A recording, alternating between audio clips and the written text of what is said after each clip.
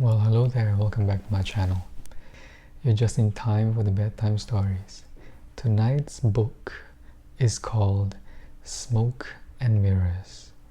So this is a continuation of the first video which I did. So let's begin. Belinda's mother improved, and Belinda came home again within the week. Her husband and children were relieved and delighted to see her. It was Christmas Eve before Gordon spoke to Belinda about the envelope. "You've looked at it too, haven't you?" They had crept into the children's bedrooms earlier that evening and filled the hanging Christmas stockings. Gordon had felt euphoric as he had walked through the house, as he stood beside his children's beds, but it was a euphoria tinged with a profound sorrow, the knowledge that such moments of complete happiness could not last, that one could not stop time. Belinda knew what he was talking about. "Yes," she said, "I've read it. What do you think?" "Well," she said, "I don't think it's a joke anymore. Not even a sick joke." He said. "Then what is it?" They sat in the living room at the front of the house, with the lights dimmed and the log burning on the bed of coals cast flickering orange and yellow light about the room. "I think it really is a wedding present," she told him. "It's the marriage that we aren't having. The bad things are happening there, on the page, not here in our lives. Instead of living it, we are reading it, knowing it could have gone that way and also that it never did."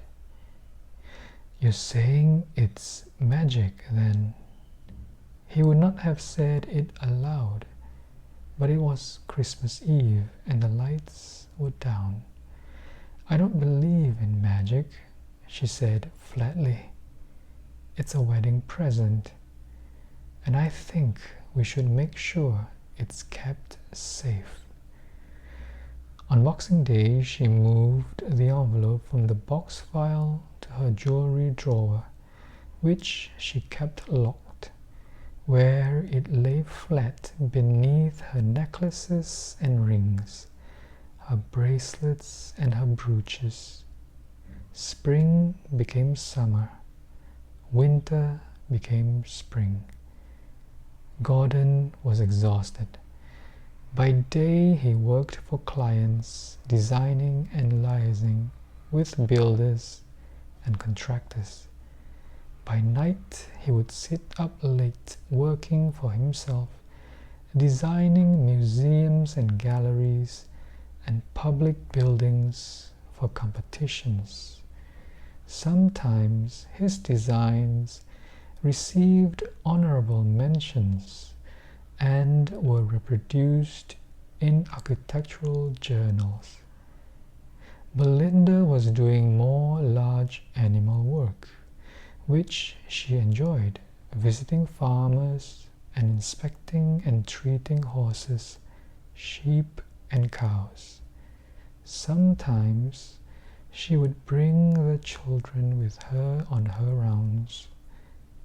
Her mobile phone rang when she was in a paddock trying to examine a pregnant goat who had, it turned out, no desire to be caught, let alone examined. She retired from the battle, leaving the goat glaring at her from across the field, and thumbed the phone open. "Yes, guess what?" "Hello, darling. You've won a lottery? Nope. Close though. My design for the British Heritage Museum has made the short list. I'm up against some pretty stiff contenders though, but I'm on the short list. That's wonderful. I've spoken to Mrs. Fulbright and she's going to have Sonia babysit for us tonight. We're celebrating. Terrific. Love you, she said. Now got to get back to the goat. They drank too much champagne over a fine celebratory meal. That night in their bedroom, as Belinda removed her earrings, she said, "Shall we see what the wedding present says?" He looked at her gravely from the bed. He was only wearing his socks. "No, I don't think so. It's a special night. Why spoil it?" She placed her earrings in her jewelry drawer and locked it. Then she removed her stockings. "I suppose you're right. I can imagine what it says anyway. I'm drunk and depressed, and you're a miserable loser. And meanwhile well, I am a bit tiddly, but that's not what I mean. It just sits there at the bottom of the drawer, like the portrait in the attic in the picture of Dorian Gray. And it was only by his rings that they knew him. Yes, I remember. We read it in school." "That's really what I'm scared of," she said, pulling on a cotton nightdress. "That the thing on that paper is the real portrait of our marriage at present. And what we've got now is just a pretty picture. That it's real and we're not. I mean," she was speaking intently now, with the gravity of the slightly drunk, "don't you ever think that it's too good to be true?" He nodded. "Sometimes. Tonight, certainly." She shivered. "Maybe really I am a drunk with a dog bite on my cheek, and you fuck anything that moves, and Kevin was never born, and all that other horrible stuff." He stood up, walked over to her, put his arms around her. "But it isn't true," he pointed out. "This is real. You're real. I'm real. That wedding thing is just a story. It's just words." And he kissed her and held her tightly, and little more was said that night. It was a long 6 months before Gordon's design for the British Heritage Museum was announced as the winning design, although it was derided in the Times as being too aggressively modern, in various architectural journals as being too old-fashioned, and it was described by one of the judges in an interview in the Sunday Telegraph as a bit of a compromise candidate, everybody's second choice.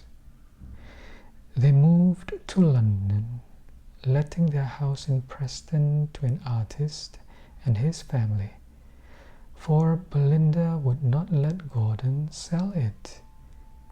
Gordon worked intensively, happily on the museum project. Kevin was 6 and Melanie was 8. Melanie found London intimidating, but Kevin loved it. Both of the children were initially distressed to have lost their friends and their school. Belinda found a part-time job at a small animal clinic in Camden, working 3 afternoons a week. She missed her cows. Days in London became months and then years, and despite occasional budgetary setbacks, Gordon was increasingly excited.